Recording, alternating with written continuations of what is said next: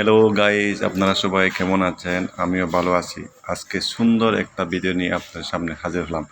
আশা করি ভিডিওটা আপনাদের ভালো লাগবে। যদি ভালো না লাগে দেখতে থাকুন, দেখতে দেখতে ভালো লাগা ভালোবাসা হয়ে যাবে অবশ্যই। তো আজকে আমি যে বিষয়ে কথা বলবো, হাঁসের প্রচুর গরমে হাঁসের কী কী সমস্যা হতে পারে।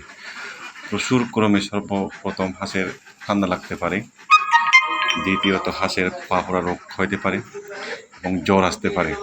তো আপনি ধরনের সমস্যা হলে আপনি কী চিকিৎসা করবেন? আপনার প্রচুর গরমে আপনি হাঁসকে সাধারণত লাইসোভেট খাইতে দিবেন। লাইসোভেট খাইতে দিলে হাঁসের সাধারণত এই ধরনের সমস্যা একটু আপনি পাবেন, সমাধান পাবেন।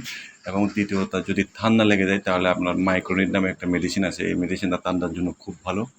এই মেডিসিনটা সপ্তাহে আপনি 2 দিন অথবা 3 দিন খাওয়াবেন। তারপরে আপনার যদি জ্বর আসে তাহলে আপনি ফাস্টবেডটা ইউজ করতে পারেন। ফাস্টবেড প্রতি সপ্তাহে 1 দিন বা 2 দিন এরকম করে খাওয়াবেন, তাহলে আপনার এই ধরনের সমস্যা হবে না। তাছাড়া আপনি হাঁসকে যে জায়গায় রাখবেন সাধারণত প্রচণ্ড গরমে আপনি একটি ঠান্ডা জায়গায় ছায়াযুক্ত জায়গায় রাখার চেষ্টা করবেন, যাতে আলো বাতাস ঠিকমতো চলাচল করে এবং হাঁসেরা ঠিকমতো সঠিকভাবে ঘোরাফেরা এবং চলাচল করতে পারে।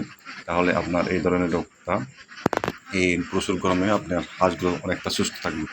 আর চেষ্টা করবেন যে হাঁসকে সবসময় সম্পূরক খাদ্য এবং ভালো খাবার দেওয়ার জন্য, কারণ প্রচুর গরমে কিন্তু হাঁস অনেকটা এরা গরম সহ্য করতে পারে না, যার কারণে এদের বিভিন্ন ধরনের রোগে অসুস্থ দেখার সম্ভাবনা থাকে।